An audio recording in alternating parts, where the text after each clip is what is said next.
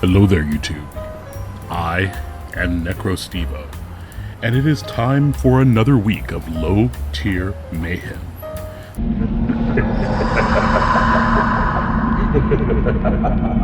This week, week 3, we are going up against OG Albino and the Golden State Galades.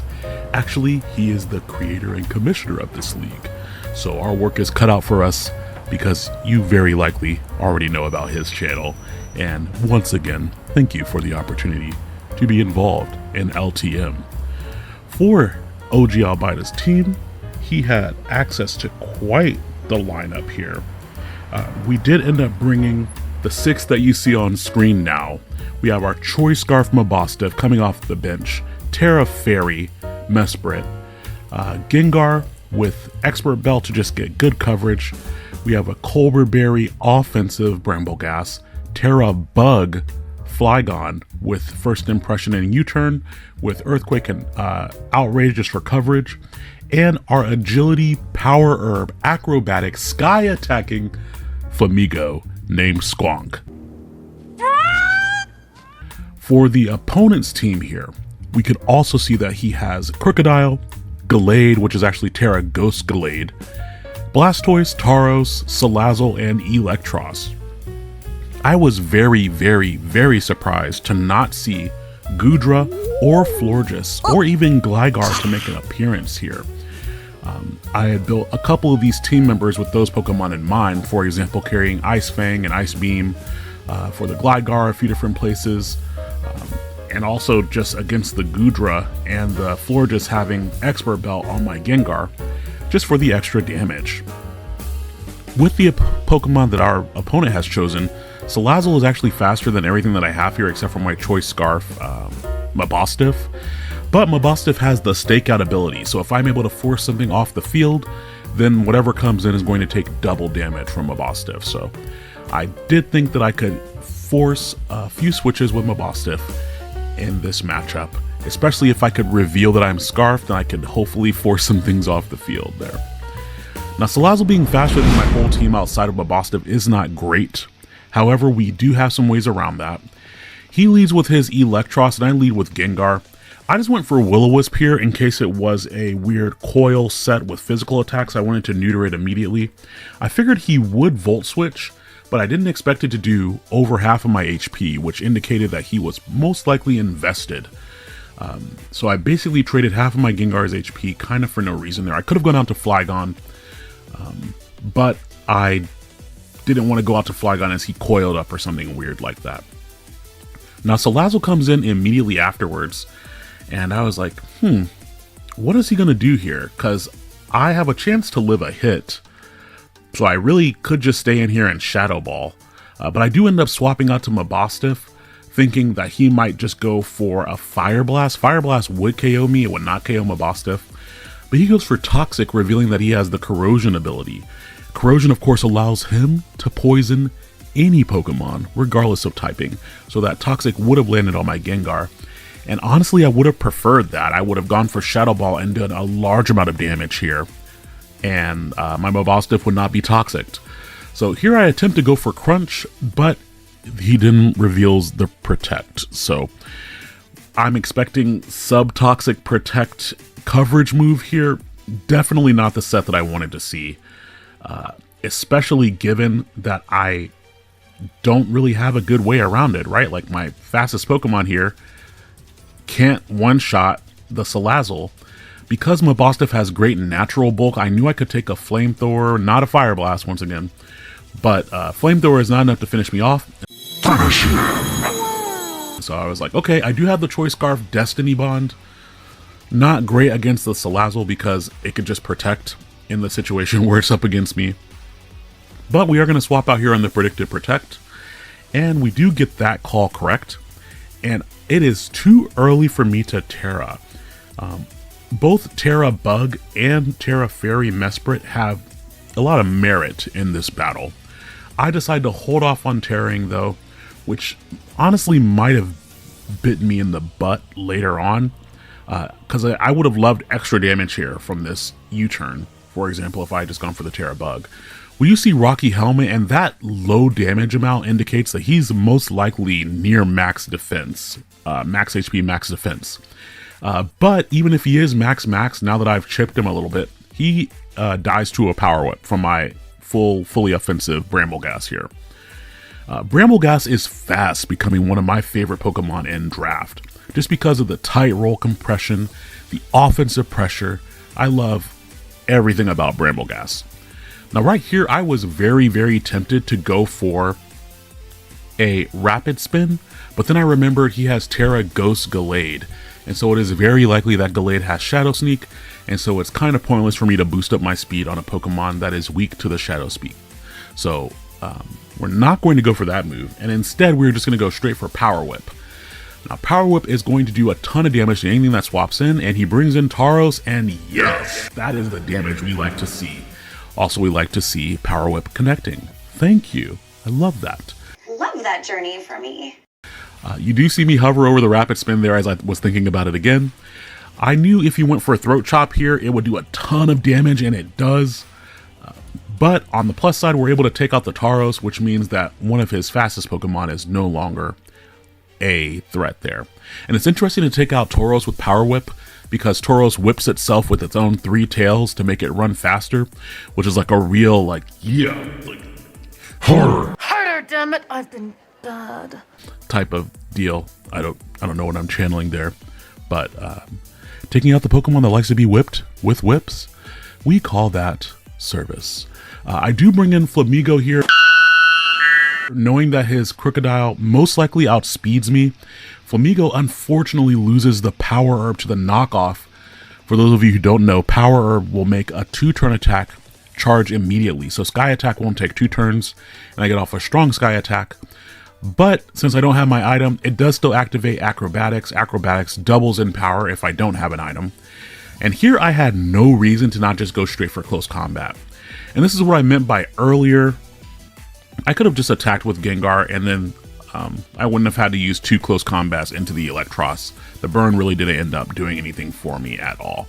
But I still stand by that play, just because if he did have the coil, or if he did have physically offensive moves, we wanted to make sure we took advantage of burning it early. That and switching into Flygon on some sort of weird coverage move, I didn't really want to risk per se. So that's another Pokemon down on that side of the field. We need an opportunity to set up an agility with Flamigo, because with high enough HP, I can take a Terra Ghost boosted Shadow Sneak from Galade. Here, this is not the time for me to set up the agility. Salazzle comes back onto the field, and I know it's most likely just going to go straight for a Toxic again. It could also go just straight for the offensive move here. Flamethrower does come out, and I switch into Gengar hoping for a Toxic, but it didn't matter because he could have just gone for the offensive move afterwards. And I did not want Flamigo to go down there. And I did know that from that range, Flamigo could actually live a Flamethrower, but why take the extra damage if I don't have to?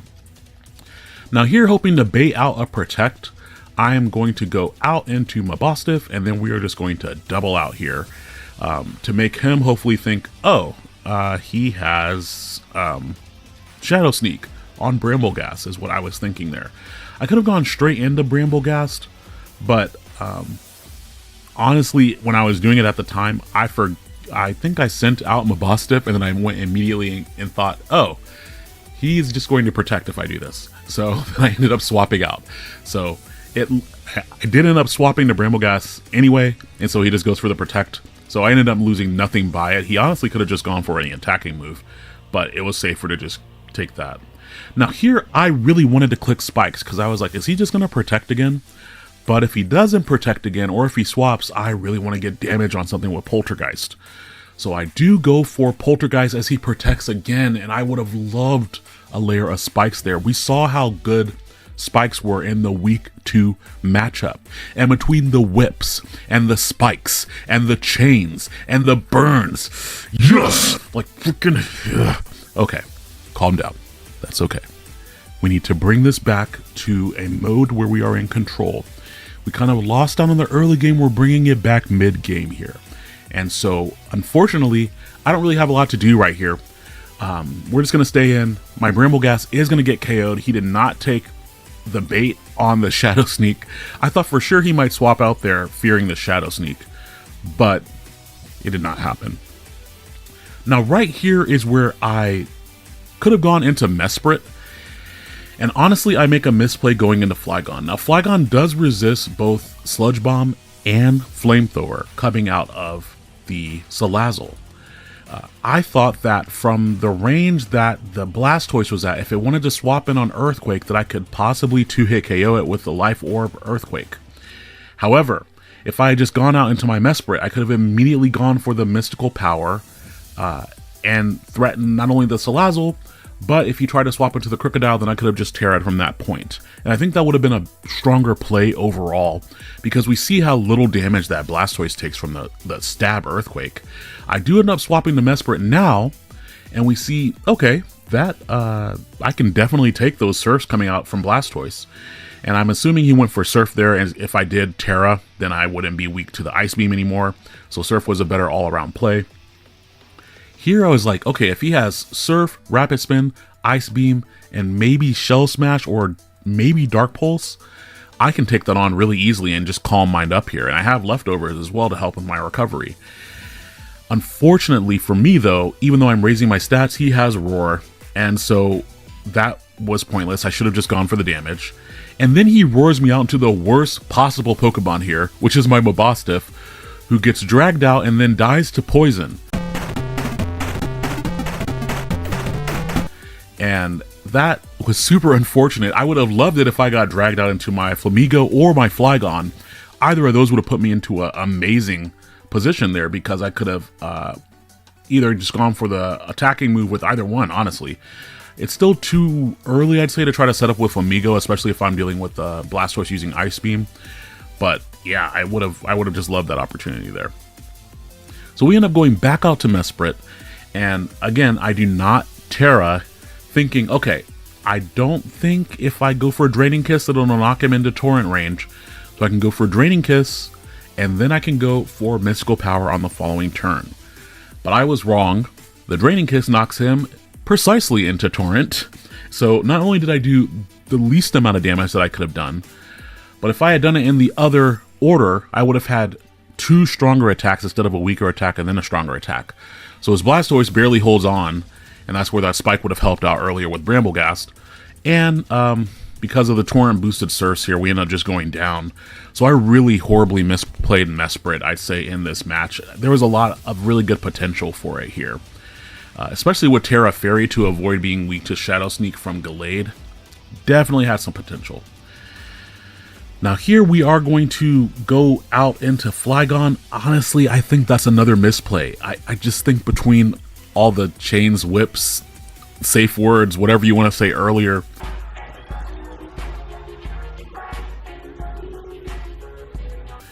I was just a little bit bamboozled. You've been bamboozled! Maybe.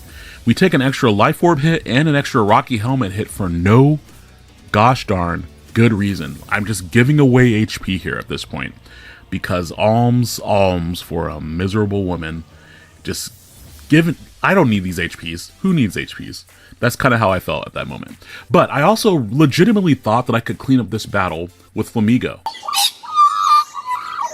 So here I figured I could go out to Flamigo, and if I went out to Flamigo, that should bait out either like the Galade or it could bait out the Salazzle. But I was very confident that I would live a Flamethrower or a Sludge Bomb from Salazzle, and so I could set up the agility very easily. The other thing that is important here is that I thought I could live the Shadow Sneak coming out from Galade, but it's because I forgot to click Terra Ghost on the calculator. So not only did the Flamethrower do more damage than I thought it would, but regardless of that, I calced it wrong anyway. So it was just like a double whammy of wrongness. I'm just sitting in my house of wrong, being wrong, and it feels incorrect, honestly. Just stand there in your wrongness and be wrong and get used to it. But it was cool to get off the agility here, just because I got to be faster than the Salazzle. This has basically forced the Galade out onto the field. Now, the match is still not completely over because Flygon has the potential to one-shot the Galade. And if I can one-shot the Galade, then I can still win the battle. So here we are stuck in because I can't just swap Flygon in from this range. And this is where if I had not gone for the extra Life Orb and Rocky Helmet chip with Flygon, I would be a lot more confident about the end game here. But we do see Terra Ghost, we do see Shadow Sneak because Flamigo is faster otherwise. And that's going to be the end of Flamigo, whom I thought did great in this battle. Flamigo is another Pokemon that I've really enjoyed just building with and using overall. It kind of has the qualities that I like from Dodrio, but a little bit more flexible on the offensive side, I'd say. So here's the moment of truth. Do we KO Galade from full? Because he's going to go for Shadow Sneak, but if it doesn't KO me, we might be in business. Now, there is the slight issue of the Crocodile in the back that does not have any, damage on it at all. But if we can KO the Galade, then we at least have a chance at the crit roll against the Crocodile to bring it into range there. So here we're going to go straight for Earthquake. He does go for Shadow Sneak, and I do not go down. We're going to go for Earthquake. Does it do enough damage? No, it does not.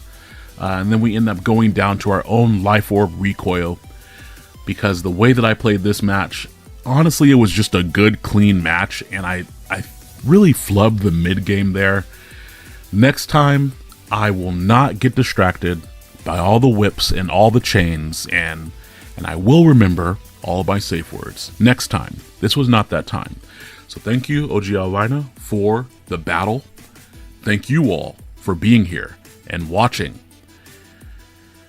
Expect us next week to bounce back. We did stick to the game plan and go for blood when we could this time around, so I was proud to make that change. But we are going to have to make some adjustments in how we're utilizing our Pokemon, because Gengar was my first round pick, and I don't feel like I have utilized it very well at all. So we're going to try that out next round for week number 4. Come on back, check me out, and you will see that I have healed from all these bruises, and I will be ready to deal some of my own. In the meantime, have a wonderful week, and I'll catch you next time. Good night.